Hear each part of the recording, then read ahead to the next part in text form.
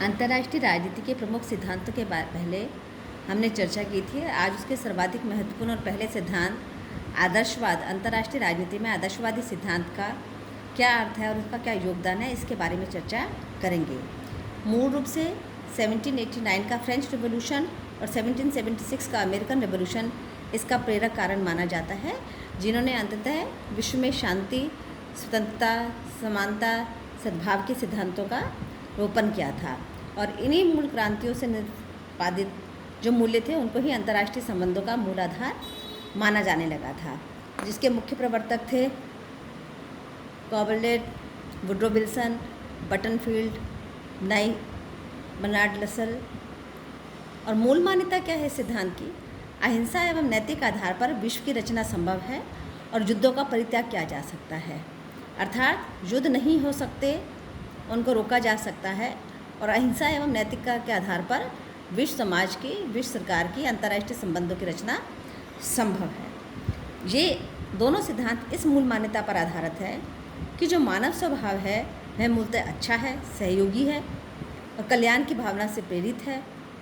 और मानव विकार का जो भी कारण है, मानव स्वभाव में जो भी बुराई है, उसका कारण मानव स्वयं नहीं है, अपितु विकृत संस्थाएं हैं जो उसमें उन विकृतियों को उत्पन्न करती हैं।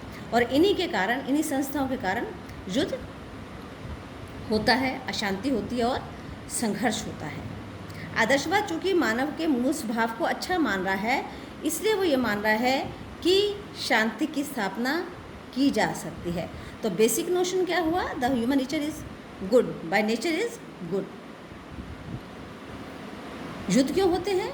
युद्ध टाले नहीं जा सकते, युद्ध होंगे, अपरिहार्य हैं, जरूरी हैं, लेकिन युद्ध बुरा है, तो जो चीज़ बुरी है उसका परित्याग होना आवश्यक है। लेकिन इसका परित्याग कैसे किया जा सकता है, इसको रोका कैसे जा सकता है? इसके लिए चूँकि व्यक्ति तो अच्छा है, लेकिन व्यक्ति के द्वारा बनाई हुई संस्थाओं में जो दोष उत्पन्न हो जाते हैं वह अंतर्राष्ट्रीय स्तर पर राष्ट्रों के बीच में अभिव्यक्त होते हैं। तो इसलिए संस्थागत सुधार ही एकमात्र उपाय है जिसके द्वारा युद्ध निवारण किया जा सकता है। और चूँकि युद्ध अंतर्राष्ट्रीय समस्या है, इसलिए इसका स्थायी समाधान संभव नहीं है। चूँकि समस्या अंतर्राष्ट्रीय, तो स्थायी समाधान नहीं है, तो क्या होगा? अंतर्राष्ट्रीय स्तर पर इसका समाधान देखना होगा। तो संगठित समाज के माध्यम से निराकरण संभव है, और संगठित समाज के लिए 3 चीज़ें आवश्यक हैं। पहला, विश्व सरकार, एक ही सरकार हो जो पूरे विश्व को संचालित करे। दूसरा, निशस्त्रीकरण, जितने भी हथियार आज हैं उनको कम किया जाए और नए हथियारों का उत्पादन बंद कर दिया जाए। और तीसरा है संस्थागत संघात्मक शासन व्यवस्था, अर्थात पूरे विश्व में संघीय स्तर पर एक व्यवस्था की स्थापना की जा सके। विशेषताएं क्या हैं इस सिद्धांत की?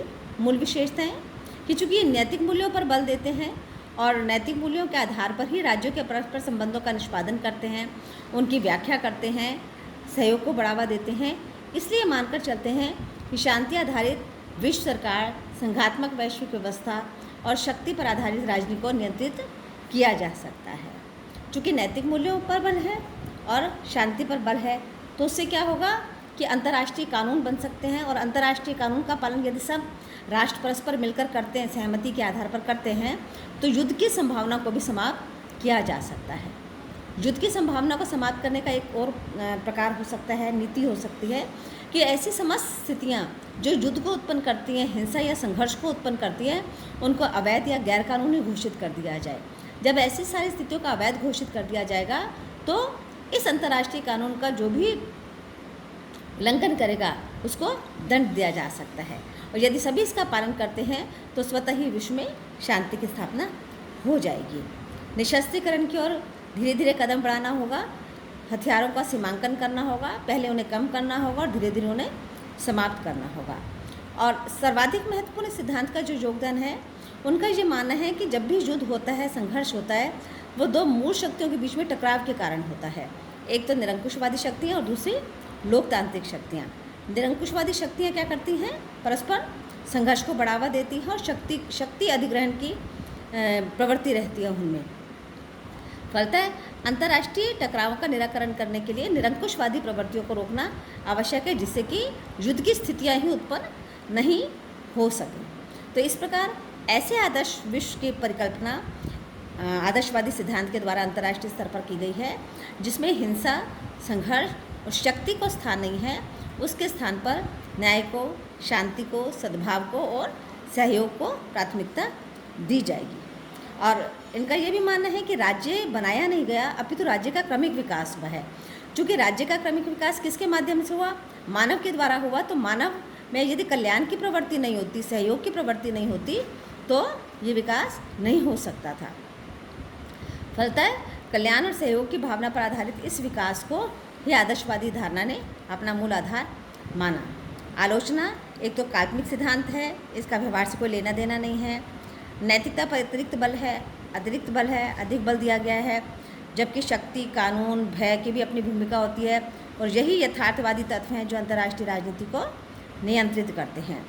संघात्मक व्यवस्था का पूरे विश्व में एक साथ लागू होना संभव नहीं है। विश्व सरकार की संभावना भी नगण्य है। चूँकि अंतर्राष्ट्रीय